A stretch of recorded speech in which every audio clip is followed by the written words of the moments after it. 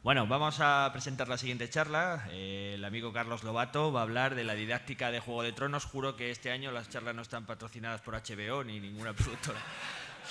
Pero realmente el tema de la tele parece que tiene tiro. Adelante, Carlos. Gracias. Un aplauso para él. Buenos días. Bueno, entre tantos cracks de la divulgación como hay aquí, mi charla viene a distanciarse un poco de lo que es divulgación pura y dura.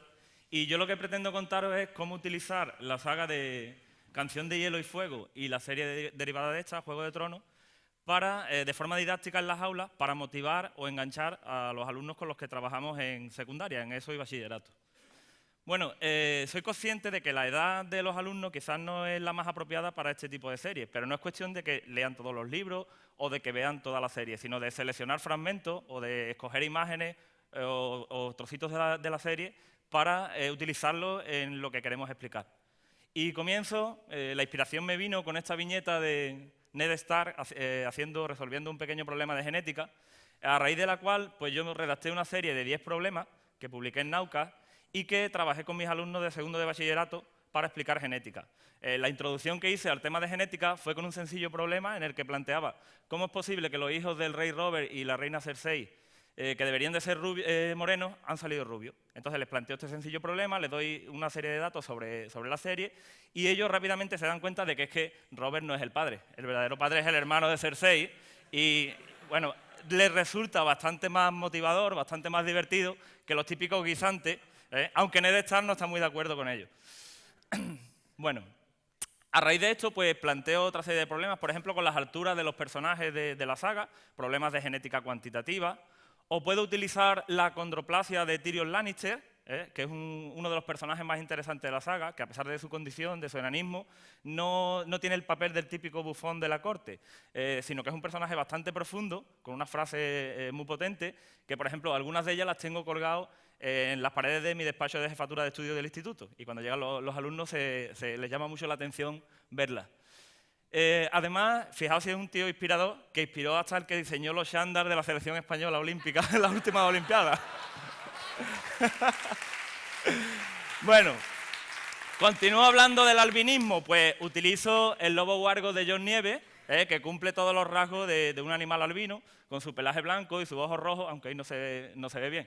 Y cuando hablo de albino, también les meto a los alumnos el chiste. Cuidado, que albino no me refiero a pegarle al vino que tanto le gusta a nuestros dirigentes y a los de Poniente. Bueno, para hablar de historia, pues George R.R. Martin, que es el creador de la saga, siempre ha manifestado que se basa en hechos históricos y en personajes reales para crear lo de su saga. Y, por ejemplo, la Guerra de los Cinco Reyes, que se lleva a cabo durante la historia, está basada en la Guerra de las Dos Rosas que tuvo lugar en Inglaterra.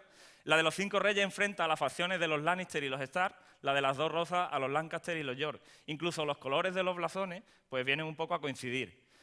Esta guerra de las Dos Rosas termina cuando Enrique VII toma matrimonio con Isabel de York y une las dos casas fundando la famosa conocida Casa Tudor, cuyo emblema entonces pasa a ser, como todos sabéis, la pila. Bueno, es una fusión de las dos rosas. Bueno, más ejemplos históricos que podemos ver en la serie, pues Robert Baratheon y su supuesto hijo Joffrey Baratheon son tan malos gobernantes como lo fueron en su día Felipe IV y Carlos II. Y un ejemplo de esto es que en ambos casos dejan, digamos, el reino en manos de su valido, en el caso del conde duque de Olivares, o la mano del rey, en el caso de Jon Arryn y Eddard Stark.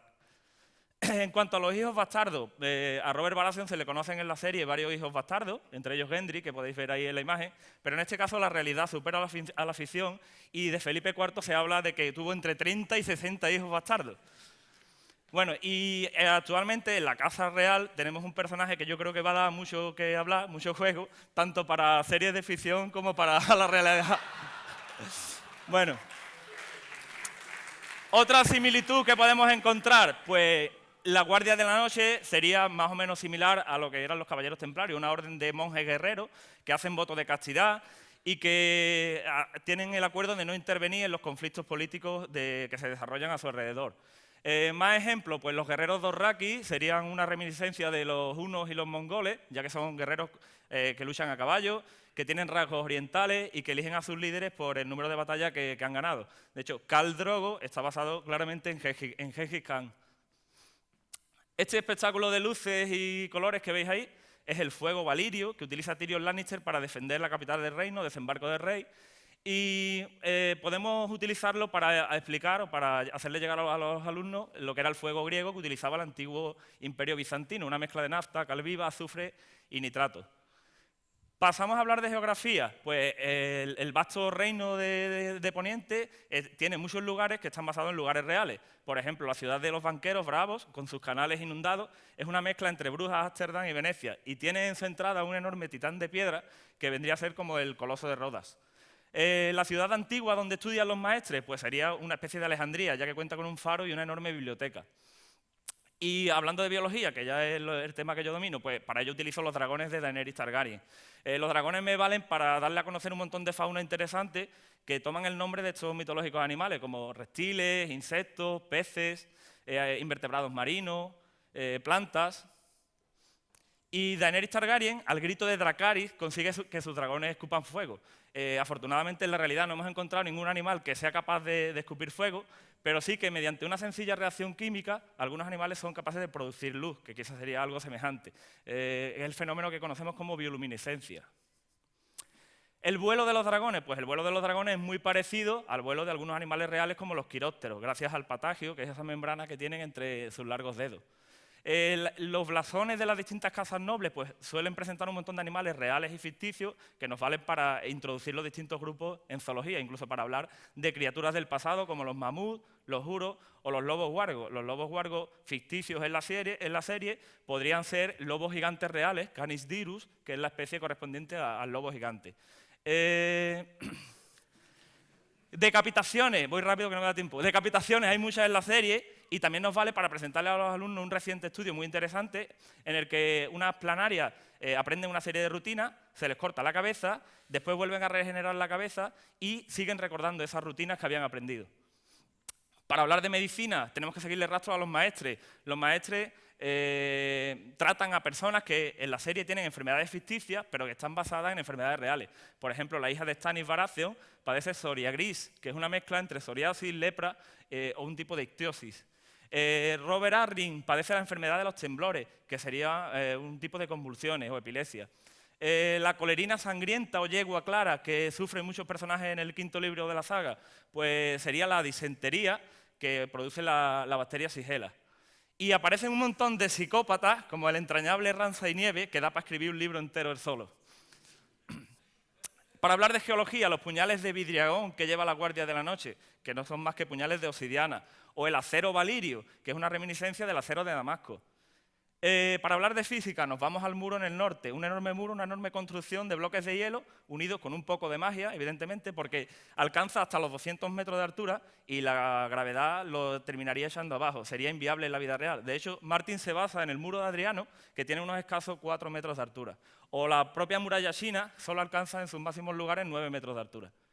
Para hablar de climatología, pues el lema de los Star, Winter is coming, se acerca el invierno, que a mí me gusta traducirlo a llévate una rebequita que por la noche refresca, nos vale para hablar de los complejos ciclos de estaciones que hay en el mundo de Poniente, que ya Daniel Marín nos explicó perfectamente en Nauca.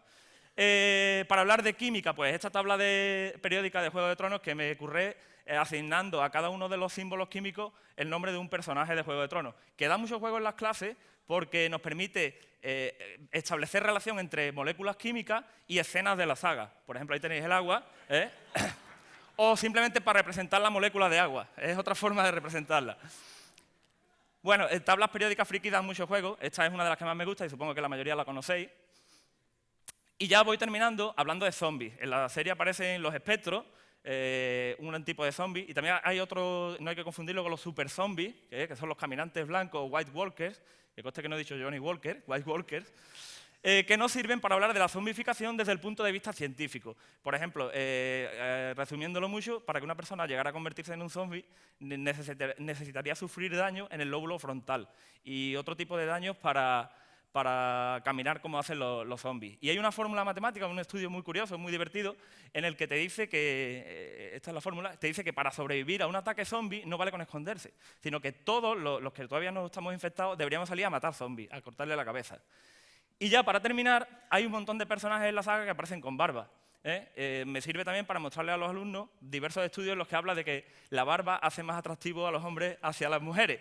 Leyendo esto, me la ha dejado este verano pensando, digo, lo mismo me parezco a Rob Starr o a John Nieve, pero al final la realidad vuelve a superar la ficción y me parezco más al Rey Robert. ¿Qué le vamos a hacer? Bueno, con esto termino. A recordar que el invierno va a llegar, coger la rebequita y muchas gracias.